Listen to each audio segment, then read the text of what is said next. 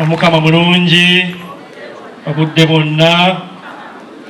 The Lord is good and all the time.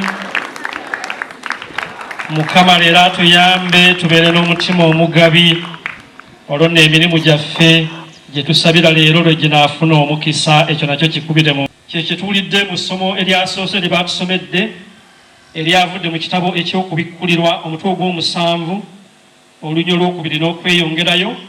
Naye nga njagala ntunuulira olunyiriri olw'omwenda lwokka. The book of Revelation chapter 7 verse 9. Awo wokka we njagala tutunule.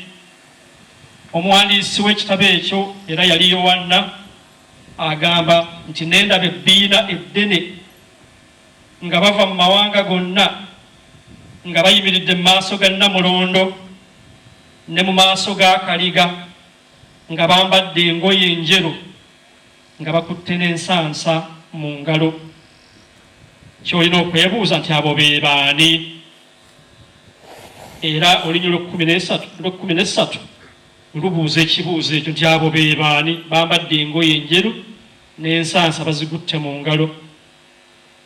Olunnyo lw'ekkumi n'essatu lubuuza ate ne lweddamu nti abo be baayita mu kubonaabona okunene ennyo ne bayoza engoye zaabwe mu musaayi gw'akaliga ne zaamuka.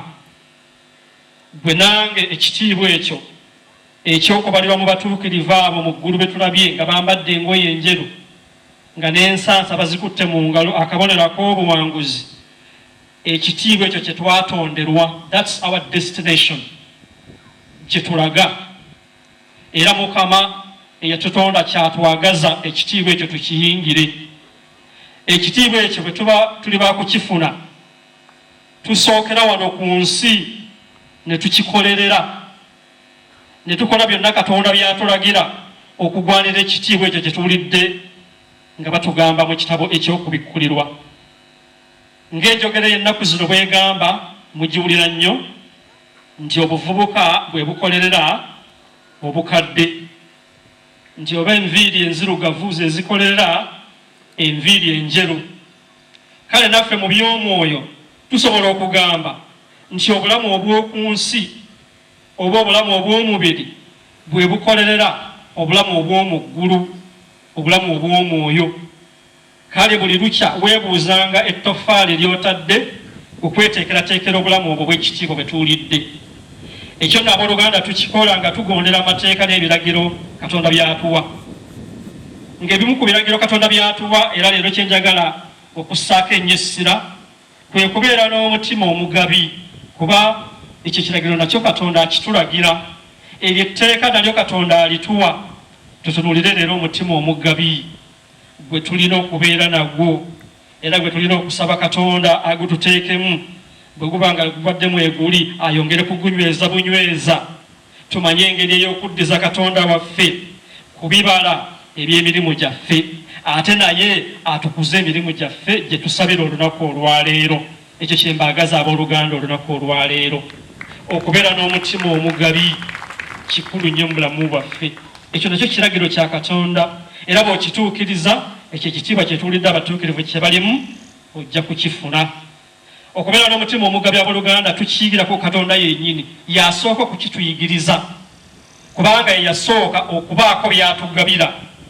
Era bwe tusoma ekitabo ky'amasooka omutwe ogusooka olunnyo lwa 26, the book of Genesis chapter 1 verse 26, tulaba Katonda ng'agamba mu bwakatonda bwe nti tukole omuntu mu kifaananyi kyaffe ne mu mbala yaffe, bafuge ebyennyanja, ebinyonyi, ebisolo ebyawaka n'eby'omu nsiko na buli kyewalula ku ttaka kyonna. Owulira yagabira Adamu nga ye muntu eyasooka ebitonde ebyo byonna byemumenye waggulu. Y'ensonga lwaki ye yasembayo okutondebwa Adamu oyo.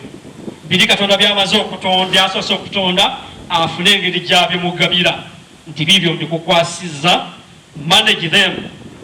Era ne mu kitabo ekyamasooka omutwe ogwokubiri olw'omunaana n'olw'omwenda, the book of Genesis chapter 2 verse 8 and 9, Omukama Katonda n'asimba ennimiro mu Eden omwo yassa omuntu gwe yali abumbye nga ye Adamu. omukama katonda mu ttaka eryo n'amezaamu buli muti ogusanyusa okulaba nga guwooma n'okulya. olaba katonda went a step ahead n'amuteerawo n'ennimiro oyo Adamu eya Eden, n'ateekamu n'ebibala bingi nnyo. ebyo byonna biraga katonda agaba. olaba nti katonda yagaba nnyo, yalina omutima omugabi gwe tulina okumuyigirako okuviira ddala mu masooka g'ensi. katonda ng'atuusizza nno okutusindikira omulokozi nga ye mwana we Yesu Kristu, omutima ogwo ogw'okugaba ne gwongera okweyoleka. era ekyo tukiwulira mu Yowanna omutwe gwa 3 olunyiriri lwa 16. The Gospel of St. John chapter 3 verse 16. wano tulaba omutima omugabi katonda era gwalina. ku luno no yatugabira kintu kinene nnyo, yatugabira mwana we yennyini Yesu Kristu. agamba atya mu Yowanna 3:16 nti kubanga katonda yayinga okwagala ensi kyeyava awaayo omwana we omu gwe yazaala, buli amukkiriza aleme kuzikirira wabula afune obulamu obutaggwaawo.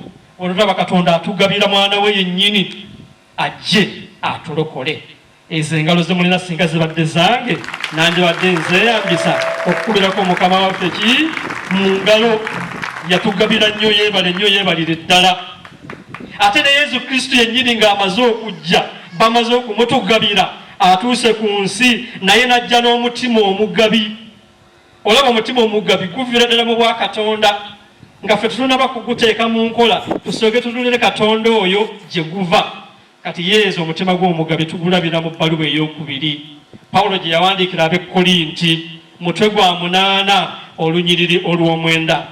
The second letter to the Corinthians chapter 8 verse 9 agamba atya, anti mumanyi omutima omugabi ogwa mukama waffe Yesu Kristu, nti ye yali mugagga naye ne yeefuula omwavu olw'okubeera mmwe, olw'okubeera ggwe nange, olw'obwavu bwe mulyoke mufuuke bagagga. ekyo nakyo tusobola okukikubirako mu ngalo. ku bugagga obwo mukama waffe bwe yali alina mukama waffe Yesu Kristu kwe yatuwa, era naffe ne tuba nga tulina okubeera n'omutima ogugaba. tubeere n'omutima omugabi, tuddize katonda ebiweebwayo eby'enjawulo nga mwe mulina ekimu eky'ekkumi olwaleero kitusabibwa okuwaayo n'omutima gwaffe gwonna, ate era n'okuyamba abanaku. katonda kitaffe wamu n'omwana wa Yesu Kristu baatugabira nnyo nnyini ddala, beebale, ate era bakyagenda mu maaso n'otugabira. abooluganda kyewuunyisa nnyo nti empisa eno ey'okubeera n'omutima omugabi, nti abakkiriza abaaliwo emyaka mingi nga ne Yesu Kristu tannaba kujja baali bagirina, ng'ate Yesu Kristu yaginnyonnyola okusinga n'abalala bonna. naye abo abaaliwo nga ne Yesu tannazaalibwa eriyo abaali bagirina, era weebali ng'asookera ddala ejjajjaffe mu kukkiriza Oziyaani ye Ibulayimu. Ibulayimu ono yalaga omutima omugabi ogwewuunyisa. mujjukira abantu abasatu bamusanga ku muti ogwa Mamure ng'ali awo ne mukyala we Saara. abantu abasatu baali babaka ba katonda. Ibulayimu n'abateekerateekera ekijjulo eky'amaanyi, n'abattira ennyana eya ssava, n'abagoyeza obuwunga obulungi ennyo, n'abaleetera ebyokunywa, ne balya ne banywa ne basindisa n'ebigere. naye ekyo si kye njagala okunnyonnyola, kuba mu ekyo temwalimu nnyo kimu kya 10. naye njagala mbalage Ibulayimu myaka miyitirivu nnyo nga ne Yesu tannaba kuzaalibwa ng'atoola ekimu eky'ekkumi ku bibye. abalina bayibuli mu bikule ekitabo ekyamasooka mutwe gwa 14 olunyiriri 17 okutuuka ku lwabiri. The book of Genesis chapter 14 verse 17 up to 20. abatuuseeyo tuyinza okusomera awamu. mutuuseewo, nze ntandise, obudde tulina butono, kansome. ababikkula empola munaatusanga ekitabo ekyentandikwa oba ekyamasooka tokikeberera mu kiragaano ekijja, olina kutandikira eno bayibuli gyetandikira, era kyekitabo ekisookera ddala mu kiragaano ekikadde. Mutuga 14 njira 17 kutoka ku Lwabiri agamba atya nti Ibrahimu bwe yakomawo ng'amaze okutta Kedolawomeeri oyo no yali kabaka ow'eggwanga erimu ne bakabaka abalala abaali naye, kabaka w'e Sodoma n'ajja okumusisinkana mu kiwonvu ky'e Saave ekiyitibwa ekiwonvu kya kabaka. Ne Melekiseddeeki kabaka w'e Salemu, omusajja ono Melekiseddeeki wano we basooka okumwogerako era tetumanyi nnyo byafaayo bye. Waliwo yambuuza nti naye taata wa Melekiseddeeki yali ani? Nnyina wa Melekiseddeeki yali ani? Kuba taata wa Ibulayimu tumumanyi. Melekiseddeeki ono muntu wabyewuunyisa, oba yava mu ggulu n'agwa bugwi, naye mu maaso abagenda tugamba nti yali kabona mukulu. Melekiseddeeki kabaka w'e Salemu, ekigambo ekyo Salemu oluvannyuma kye kyavaamu Yerusaalemu. Naye mu budde obwo mu biseera bya Ibulayimu nga ne Yerusaalemu tennaba kumanyika nnyo kuba biseera bya dda nnyo. Kati bwe kiba nti ono Melekiseddeeki yava Yerusaalemu ate webanga yali muntu mukulu nnyo. Kale Melekiseddeeki kabaka w'e Salemu era kabona wa Katonda atenkanika n'aleeta omugaati n'omwenge ogw'emizabbibu n'asabira Ibulayimu omukisa. Muwulire omukisa ogw'enjawulo gwe yasabira Ibulayimu, era gwe mukisa gwe tubasabira buli lwe muleese ekimu eky'ekkumi. Y'ensonga lwaki tubasabira omukisa, kubanga Ibulayimu ng'aleeta ekimu eky'ekkumi omukisa guno baagumusabira. Muwulire bwe bamusabira. Katonda atenkanika eyakola eggulu n'ensi awe Ibulayimu omukisa, era Katonda atenkanika eyakusobozesa okuwangula abalabe bo atenderezebwe. Kati Ibulayimu bw'amala okwaniriza omukisa ogwo n'awa Melekiseddeeki ekitundu ekimu eky'ekkumi eky'ebyo byonna bye yali afunye mu lutabaalo lwe yali avuddemu. Ibulayimu mukubira engalo. N'awaayo ekimu eky'ekkumi. Myaka gyadda nnyo, kumbi myaka 600 nga ne Yesu tannaba kulowooza kuzaalibwa. Wano ne wetusookera okuwulira ekigambo ekimu eky'ekkumi ekiweebwa Katonda ng'oyita mu kabona we aliwo. Bino nno byaliwo dda nnyo nga bwe njogedde, nga ne Musa yennyini tannazaalibwa, tannalowoozebwa nako, nga n'abaana ba Isirayiri tebannaba na kugenda mu Misiri, ng'ensi etandika butandisi. Kakati ekimu eky'ekkumi kino Ibulayimu kye yawa, it was a unique tithe. Era ndowooza tuyinza ogamba nti kyali kiggula luggi, ne kiggulawo nti amawanga gonna agava mu Ibulayimu, the Abrahamic descendants and Abrahamic religions, balina okuwanga ekimu eky'ekkumi. Era y'ensonga lwaki enzikiriza zonna ezisimbye ezirina akalandira ku Ibulayimu bw'ozeetegereza ennyo zibeera n'ekimu eky'ekkumi. Kababeere abo Abayisiraamu be muwulira kuba balina akalandira ku Ibulayimu, era bw'otaganjula ennyo ebitabo byabwe waliwo bw'olaba ekyefaananyiza ekimu eky'ekkumi. Simanyi bakiyita batya, oba zaka oba kiki, ndowooza byekyo kye mwogedde. Akati ekimu eky'ekkumi kino Ibulayimu kye yawa kyali unique, kyali kiggula luggi. Ekimu eky'ekkumi kino yakiwaayo nga yeebaza olw'emikisa Katonda gye yali amuwadde.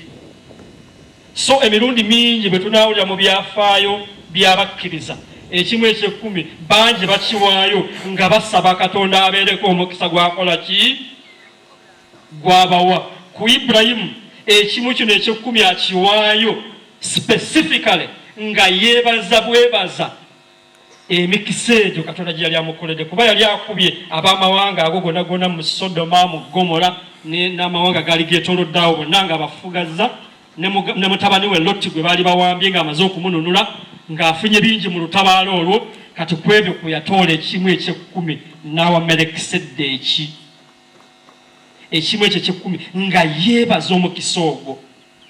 Era abooluganda kino ekimu eky'ekkumi Ibulayimu kyawaayo ng'akiwa kabona oyo gwe batugambye Melekiseddeeki. Mulimu essomo eddala lye tuyiga nti ebimu byammwe eby'ekkumi mubiwanga bakabona bokka, b'osobola okulondoola n'ogguka ku lubu lwa Melekiseddeeki. Era bw'ojja ne mu kiragaano ekijja Yesu ayogera ku ono Melekiseddeeki mu bbaluwa y'Abaebreyi. nti bakabona abali mu luse olwa Melekisedeki. Mu mulembe gwaffe bangi mutudde wano naye ng'ebimu byammwe eby'ekkumi mwali mubiwaddeko mu bantu abatali bakabona naye nga babafeze bufezi. Ekyo olwaleero olina okukiyiga. Oyo gw'okiwadde ate kuba nga ali mu lubu olwa Melekisedeki. Amina abooluganda, mbanyiiziza abo ababitwala awalala. Ngezaako kugolola nsobi. Mbaga nti mu nkyamwe muva engolokofu. Kati nga wayise emyaka mingi Abayisirayiri nga bavudde ne mu budde okuva e Misiri nga ne Ibulayimu yafa dda, amateeka ku kimu eky'ekkumi ne gagenda nga gaterezebwa bulungi nga bagassa ne mu biwandiiko, naye nga Ibulayimu yafa dda myaka mingi. Era wano mujja kuwulira ng'amateeka gano agakwata ku kimu eky'ekkumi gatandise okuterezebwa. Kati abaana ba Isirayiri nga bagasoma na bulungi ne bagategeera, era ne batandika n'okwawulamu bino ebimu eby'ekkumi ne bagamba nti waliwo ekimu eky'ekkumi ku birime, the agricultural tithe. Era walina Bayibuli mu bikula ekitabo ky'Abaleevi mutwe gwa 27 olunyiriri olwa 30. The book of Leviticus chapter 27 verse 30 agamba atya abatandise okutetenkanya obulungi amateeka agakwata ku kimu eky'ekkumi. Baleevi 27 agamba ekitundu kyonna eky'ekkumi mu nsi kireere ekyebyo ettaka bye libaza oba eky'ebibala eby'emiti kya Mukama, kintu kitukuvu nnyo. Awo amateeka batandise okugatereza obulungi. Era ndi bwogenda ne mu kitabo eky'etteeka, the book of Deuteronomy mutwe gwa 14 olunyiriri lwa 22, etteeka oba amateeka oba etteeka eryokubiri mutwe gwa 14 olunyiriri lwa 22, era kyekintu kyekimu kyayogera nti kwebyo ensigo bye zaabaza ebiva mu nnimiro yo ojjangako eky'ekkumi buli mwaka. Ekyo ne kye bayita agricultural tithe. Ekimu eky'ekkumi ku bivudde mu nnimiro yo, kuba Abayisirayiri baali balimi nga balimu emizabbibu, era nakati balimi nnyo, balima emizabbibu, olive trees n'ebirala bingi. Kati ebiva mu nnimiro baleetanga bingi, nga baleeta ebyo ebivudde ku mizabbibu, nga baleeta n'omuzigo gwa olive kubanga bagujjanga ku olive trees. Ebyo byonna nga biri mu agricultural tithe, ekimu eky'ekkumi ku bivudde mu nnimiro. Kati ne wabeerawo ekimu eky'ekkumi ku bisolo ebirundibwa, kye bayita animal tithe. Ojja kisanga mu kitabo ky'Abaleevi mutwe gwa 27 lunyiriri lwa 32, the book of Leviticus chapter 27 verse 32 agamba atya nti eby'ekkumi byonna ebyeggana oba ekisibo, kwe kugamba buli nsolo ey'ekkumi eyita wansi w'omuggo gw'omusumba, biriba bitukuvu bya Mukama. Amina abooluganda. Kitegeeza nti bw'oba olina ente nga 10, buli lw'oba oziyingiza mu geeti obala nti 10 buli ya 10 gijjeewo eyo ya Mukama, buli ejja buli ya 10 ya Mukama. Abayisirayiri bwe batyo bwe baakolanga, kyekyayitibwanga animal tithe. Oba ennaku zino tubikola tutya? Bw'oba olina enkoko zo omutwalo gumu obala nti buli 10 buli nkoko ey'ekkumi ya Mukama. Simanyi bwe mukikola, tujja kubituukako, naye Abayisirayiri batusoomooza ku kino. Animal tithe bwe batyo bagibalanga.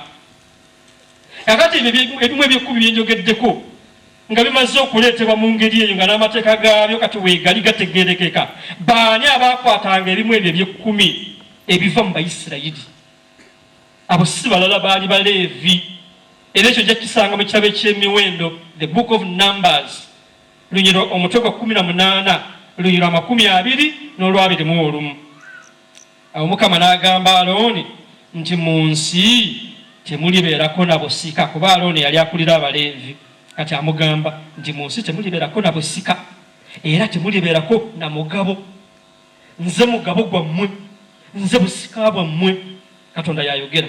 Olunyiriri olwa 21 n'agamba nti bazzukulu ba Leevi mbawadde eby'ekkumi byonna ebya Isirayiri bye binaaba obusika bwabwe ng'empeera olw'okuweereza mu Weema ey'Ensisinkano. Ati bano Abaleevi be baafunanga eby'ekkumi ebyo biva mu baana ba Isirayiri. Kyokka ate Abaleevi bano nabo baalinanga okuwa ekimu eky'ekkumi ku mugabo gwabwe gwe baabanga bafunye oguvudde mu Bayisirayiri. Kati bo nga baguwa Alooni kabona omukulu. Amina abooluganda. Kino nno kye bayita the tithe of tithe. Kati n'Abaleevi mu bye bafunye ng'ebimu eby'ekkumi ebivudde mu Bayisirayiri bamaze okubifuna, ate nga nabo bajjako ekimu eky'ekkumi ne bakiwa kabona omukulu ye Alooni n'abasosoloti be, the Aaronic priests. Kakati mu mulembe gwaffe oyinza okitunuulira katugambe bishop waffe atudde wano ng'alina parishes katugambe Kagumu, Kitebi, Kiryandongo, kati ng'eyo nayo erina abasosoloti. Bwe bafuna ebimu eby'ekkumi ebivudde mu bakristo abeeyo baba nga Baleevi ababifunye nga babifunira eyo. Kati nabo mu bye bafunye ne bajjako ekimu eky'ekkumi ne bakiweereza kabona omukulu eno ku senta nga ye Alooni atudde eno n'otokikubira mu ngalo. Bw'atyo Katonda ne bwe yateekateeka ebintu bye byonna biri very clear, lwakuba oli mu ffe twebuzaabuza ne lugamba tetubitegeera, naye byonna biri very clear. Kale Omukama ku bino Abaleevi baaleeteranga Alooni ekitabo eky'emiwendo omutwe gwa 18 olunywa olwa 25 olwa 26 n'olwa 28. Omukama n'agamba Musa nti gamba Abaleevi nti nabo banaafunanga eby'ekkumi okuva mu Bayisirayiri bye nabawonga obusika bwabwe, ate batoolangako eky'ekkumi ne bakiwa Omukama ng'ekitone olwa 28. Bwe mutyo nammwe mulibaako ekitone kye muweereza Omukama okuva ku by'ekkumi bye mufuna okuva mu Bayisirayiri. Ekitone ky'Omukama ekyo ekiva ku by'ekkumi bino mukikwasangani nga bwe njogedde Alooni kabona. Kale n'abooluganda amateeka ku kimu eky'ekkumi ne gatambula bwe gatyo nga gategeerekeka bulungi, teri kwebuzaabuza. Era Abayisirayiri ne bagategeera bulungi, era bambi ne balaga omutima omugabi, ne bagaba nnyo, ne bagabira ddala. Era bwe tusoma ekitabo eky'Omumirembe ekitabo ekyokubiri omutwe gwa 31 olunywa olwokutaano okutuuka ku lw'ekkumi, the second book of Chronicles chapter 31 verse 5 and up to 10, tulaba nga kikutteyo kino ekyokuwa ekimu eky'ekkumi ng'Abayisirayiri baleetera ddala ebimu eby'ekkumi biyitirivu n'okubooga ne bibooga. Wabeerawo ebiweebwayo bingi nnyo nga muli n'ekimu eky'ekkumi. Tuwulireko katono ku lunywa olwokutaano ku kyawandiikibwa ekyo muwulire engeri gye byabooganga nga babireeta. Ekyomumirembe ekyokubiri mutwe gwa 31 olunywa lwa 5 lwokka lwensoma nti Abayisirayiri ne baleetanga ebibala ebisooka, ne baleeta evviini ensu, ne baleeta omuzigo, ne baleeta omubisi gw'enjuki, ne ku byonna ebikungulwa mu nnimiro ne baleeta mu bungi eky'ekkumi ku buli kimu n'okubooga ne bibooga. Mujja kusoma ekyawandiikibwa ekyo okutuuka bwe kiggweerako mulabe engeri Abayisirayiri gye baali bategedde okuleeta ebiweebwayo bino nga muli n'ekimu eky'ekkumi. Era n'abalanzi abo abajja oluvannyuma nga ba Amos nabo ne bagezaako okukaatiriza ekintu kino. Kati bwogenda mu Amos mutwe gwa 4 olunyiri lwa 4 akatundu bbako kakensoma wano Amos n'ageresa n'okugeresa n'agamba atya nti muweereze ebitambiro byammwe buli lukya, muleete eby'ekkumi byammwe buli nnaku 3 Katoli atuse n'ogamba nti muleete eby'emu eby'ekkumi buli nnaku 3 Fona ndowooza tuleeta ekimu eky'ekkumi buli mwezi, si kyekyo? Kati wano Amos agamba ababe nti muleete buli nnaku 3 Kitegeeza nti omutima guno omugabi gwali gukutteyo ng'ekintu bakitegedde bulungi nga byonna bitambula bulungi.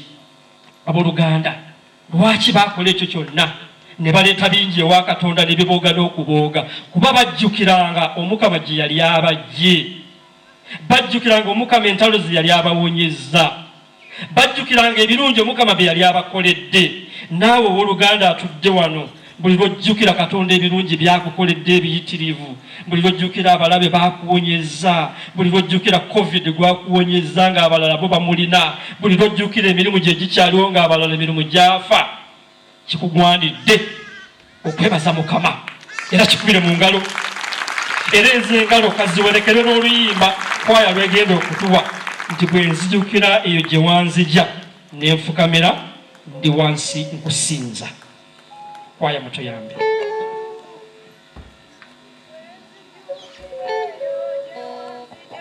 Nemfukamira wansi nkusinze, nzijukire yo gye wanzija, nemfukamira wansi nkusinze.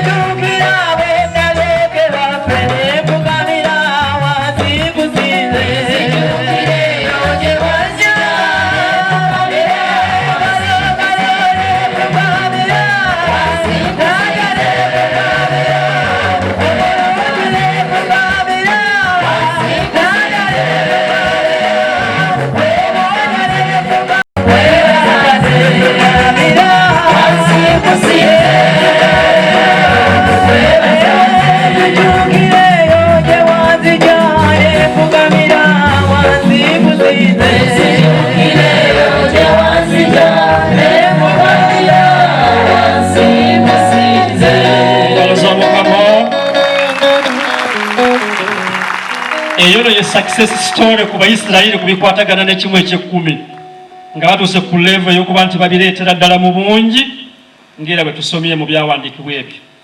Naye ekiseera kyatuuka Abayisirayiri ne bagenda nga banafuwa nga bagayaala mu kuddiza Mukama, era abalanzi abamu ne batandika okujja nga bayomba buyombi.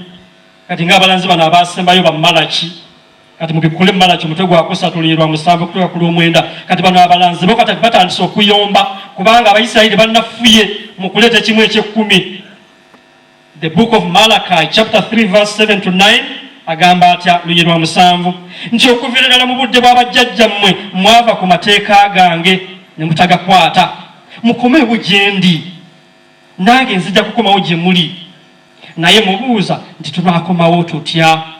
8 si kituufu okunyaga ebya Katonda, naye munyaga ate bwe mumala ne mubuuza nti tutya, oba mundyakula ne mubuuza nti tukulyakula tutya.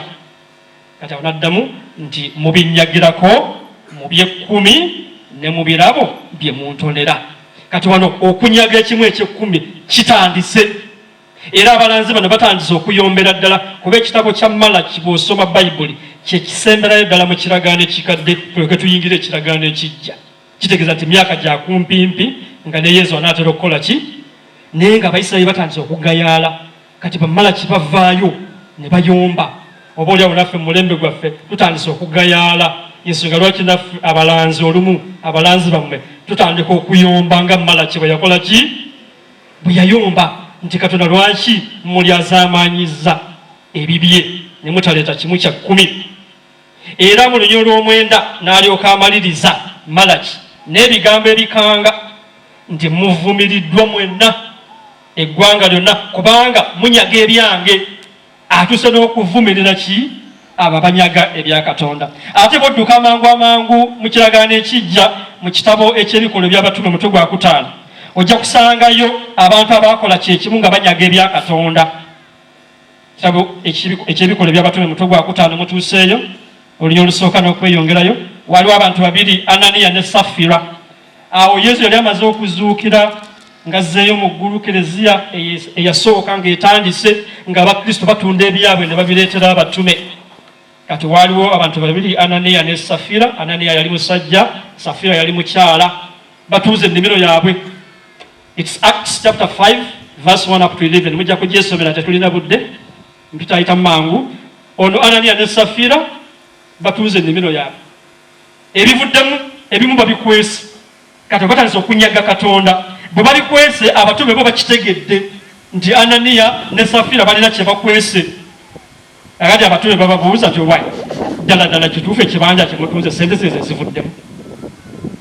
Ananiya yasooka nti ye zezo zendese ze zivuddemu. Yali yakakijja mu kamwa n'agwa wali n'akotoka n'afa. Amina buluganda. Era ne bamuziika.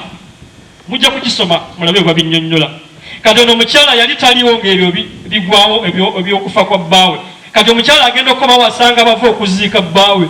N'ayomba ne muti ne muziika bbaawe nga temuŋŋambye. Temuga nti va ku ebyo oli yafudde mu ngeri gye tutategeera. Kati naye abakyali mu ebyo ne bamubuuza nti gwe mukazi Safira, ekibanja kye mwatuuze ne bano esente zavuddemu zezo ze mulese wano ku batume? Kati naye n'alimba nti zezo ze tulese. Naye yali akakijja mu kamwa n'agwa wali n'afa. Oyo naye n'akola ki? Nange awe nalabira. Mujja kubyesomera nti bw'onyaga Katonda ekikolimo kiyinza okukuwerekera. Bye bino Malaki byabadde ayogera. Amina abooluganda. Oba oliawo naffe mu mulembe gwaffe tulina bwe tunyagira Katonda etuteekeddwa okumuwa. Ekyo tukiveeko abooluganda. Kati mu biseera byaffe mangu n'atera okumaliriza, waliwo embeera gye tulimu ku bikwatagana n'okuwa ekimu eky'ekkumi. Embeera ezo kirungi okuzeebulira ku mulembe gwaffe guno 2020. Bwe wetegereza nnyo abantu baffe engeri gye baleeta ebimu eby'ekkumi. Gurupu esooka be bano abaleeta ekimu eky'ekkumi mu butuufu bwakyo. Mwebale nnyo, mwebale ddala, tubakubira mu ngalo era mubakubirireko mu ngalo. Afunye emitwalo 10 bw'ogamanyamu kimu eky'ekkumi ze ssente mmeka? Gwe mutwalo gwe gumu era n'aguteeka mu bbasa n'akola atya? Abo we bali bangi, Mukama abawe nnyo omukisa wonna we muli. Gurupu ey'okubiri be bano afuna katugambe emitwalo 3 omwezi. olwekimu ekikumi kyandibadde sente mmeka? 3,000. naye n'agamba nti Mukama naawe raba nfuna katono ng'ate ebyetaago bingi naba twakava na mu lockdown onomala gansaasira sijja kukuwa. Abeena abooluganda waliwo olugero lugamba nti nditwala bingi akola atya? Afa tatuuse tomala kufuna bingi. Bwino oba obbye Katonda bye bimala kibyayogedde. Era bwe biba bya misolo wano kye bayita tax evasion. Bw'oguwa omusolo oba ogukoze otya? Ogwepenye. Kubanga kino ekimu eky'ekkumi musolo gwa Katonda gwennyini olina okuguleeta. Eyo gurupu nayo weeri. Gurupu ey'okusatu oli naaba ng'afuna katugambe obukadde 10. Kati ekimu eky'ekkumi zandibadde sente mmeka? Kakadde kamu. Naye n'agamba nti ezo zonna akakadde akamu nkateeke mu bbaasa ey'ebigambo ebya bbulaaka nziwe Katonda leka muwoye 2,000 agira akwatira awo naye ati balansi zabbye mmeka? 8,000 ezo zibbye Katonda mu lulimi olw'ebyemisolo kye bakiyita under declaration. Oyanjuddeyo bitono ku bingi bye wakola ki? Awo Katonda akunyweza bunyweza mala kinaawo aba akukwatako awo. Gurupu endala be bano katugamba afuna 8,000 bambi buli mwezi. Kati taifi oba ekimu eky'ekkumi ze sente mmeka?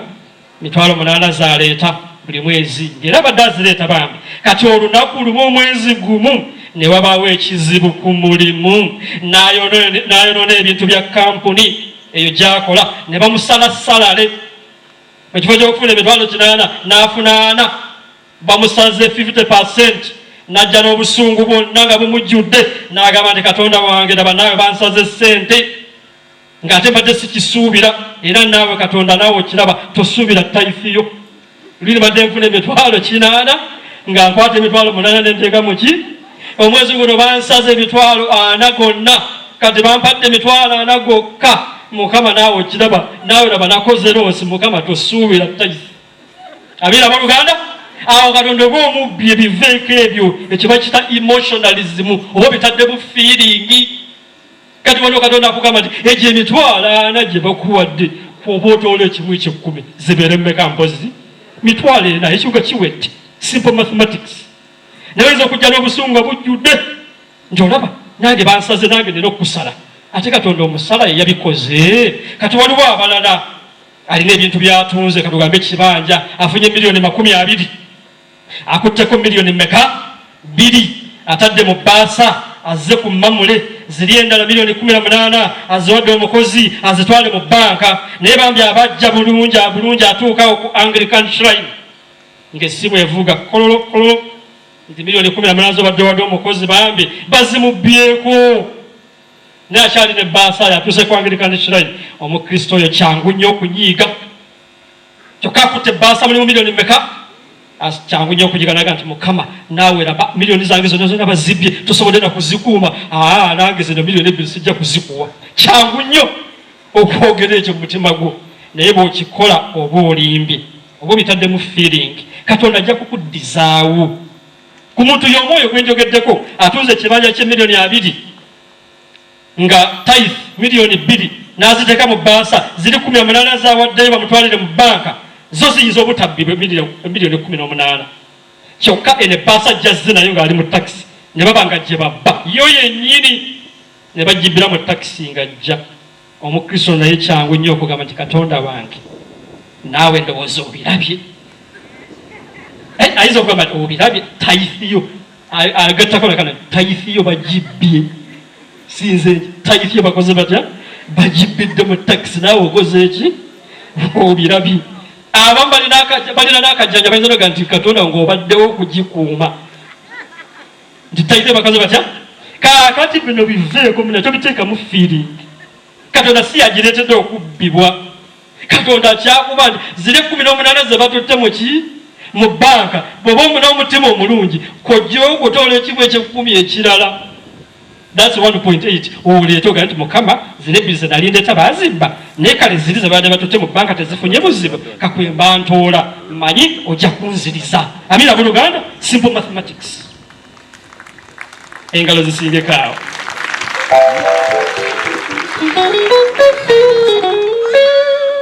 n'atera okubanza kati waliwo gurupu endala tugiwulidde nnyo mu counseling twagiwulira nnyo nga tuli mu budde bwa lockdown nga tukyasoma misa ku Facebook ne ku TV abantu emirimu gyayimirira takyakola talina kyayingiza kyokka ate yamanyiira okuwa taife naye olwokuba takyalina kyayingiza buli lwawulira nga boogera ku bya taife ng'afuna obusungu era twakirabako bwe twali ku Facebook olumu nga tunnyonnyola ekimu eky'ekkumi nga tuli wakati mu lockdown abantu bakaaba nga tugamba abantu banaye muweereza ekimu eky'ekkumi enamba ne tuzisoma kati waliwo yasindika message kuba twazisomanga ku Facebook okwo nagati bantu mwennammwe mutusobedde ffenna tuli mu lockdown emirimu gyayimirira tewakyali nnyingiza kati ekimu eky'ekkumi lwaki mukyogerako era message eyo yajja abakulu abaaliwo ne bantu nti nze mba nginnyonnyola era ne tunnyonnyola abantu abo nti bannange bwe tuba twogera ku kimu eky'ekkumi twogera ku oyo eyayingiza bw'oba nga tewayingiza mu mwezi ogwo nga wayingiza 0 katonda tasobola kukubanja nga tewali kiwayingiza kati no message tugiwa bali abakoze batya era mu kiseera ekyo mu lockdown waliwo emirimu egitayimirira kati ng'abasawo baakolanga ng'era basasulwa abasomesa wadde balinga mu lockdown ngamba bali aba gavumenti emisaala gyabwe jajjanga abantu abasuubuzi bagendanga embalala ne baleeta amatooke gaabwe nga bw'aba atunze asobola okuggyako ekimu eky'ekkumi n'abalala naye eyo gurupu nayo weeri ebintu byamutabukako takyalina kyayingiza ate yamanyiira okuwa ekimu eky'ekkumi kati bw'ajjanga wano ng'atudde bambi omwezi gwonna ogwedde tewali nakamu kayingiza bwe boogera ku kimu eky'ekkumi nga kati bwe njogera nga muli awulira obusungu nti lwaki akyogerako nga tetulina kyetufuna amina buluganda naye bw'oba nga tolina kyofuna gwe ng'omuntu katonda tasobola kukunenya amina buluganda ekyo bwe kitegedde tekikubireko mu ngalo kubanga tukuwewudde omutima gubadde guzitoye obusungu twabulabanga mu message olumu ze basindikanga kakati newabeerawo gurupu endala yesemberayo eddala mbalwisizza be bano asabye ekyamagero kye abadde anoonya omulimu myaka 5 myaka 6 n'agufuna bw'ati n'alyoka agamba nti salale yange esooka yonna bwe ngireeta mwali mubawuliddeko ne mumwe abatudde balimiza okuba nga mulimu abaali bakikoze nti salale yange yonna oligifuna bwe nti bwe nkola ki bwe ngireeta abamu n'ayogera n'okwogera nti ku luno sijja kuwala kimu kya 10 naye salale yange yonna nja kugireetanga bweti nti ekimu eky'ekkumi eky'omwezi guno sijja kukiwo naye nja kuleeta salale yange yonna nga bweti omuntu oyo yeetaaga okuluŋŋamizibwa salale yo ne bweba weeyama eyo n'okugireeta sooka otooleko ekimu eky'ekkumi amiina baluganda kakati ziri ezisigadde zoba oleeta ng'okwebaza oyinza n'okuziteeka mu baasi endala eya green oba mu baasi ey'ensigo kwegamba ekirowoozo kino kyetuli mu kukuza mu bantu baffe n'okunnyonnyola ekimu eky'ekkumi kisigale nga kyo kiri kyokka kiyimiridde kyokka nga tekyetabikamu birala byonna si kubulira muzannyaanya amiina baluganda weewaawo oba ozireese zonna kirungi naye ate toyogera nti ku luno n'ekimu eky'ekkumi sijja kukiwa naye salala yange yonna bwe nja okugireeta ezo groups ze tusobodde okulaba mu biseera bino nga tubeetegereza abooluganda okuleeta ekimu eky'ekkumi mu bujjuvu bwakyo kisumulula emikisa gyo era Malaki mutwe gwa 3 mwangu okugendayo olunnyo lw'ekkumi n'olw'ekkumi n'ebbiri akikkaatiriza bulungi agamba atya the book of Malachi chapter 3 verse 10 up to 12 agamba atya nti eky'ekkumi kyonna mukireete mu ggwanika mu nnyumba yange mubeeremu emmere mungeze mu kino omukama yagamba mulabe oba siibasumululire ebiyiriro by'eggulu mbayire emikisa gibooge n'okubooga kikubireko mu ngalo ekyo kikulu nnyo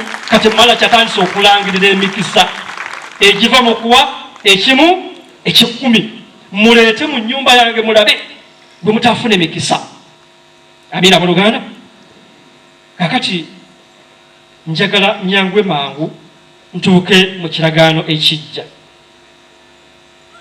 emikisa gino egiva mu kuddiza mukama Pawulo naye agyogerako kuba omusajja ono Pawulo yawandiika ebiwandiiko bingi nnyo era bw'obisoma birimu amagezi mangi baluwa ey'okubiri yewandikira ab'Ekolinto mutwe gwa 9 olunyolo olw'omukaaga n'olw'omunaana agamba atya nti asiga ekitono alikungula kitono, asiga mu bungi alikungula mu bungi.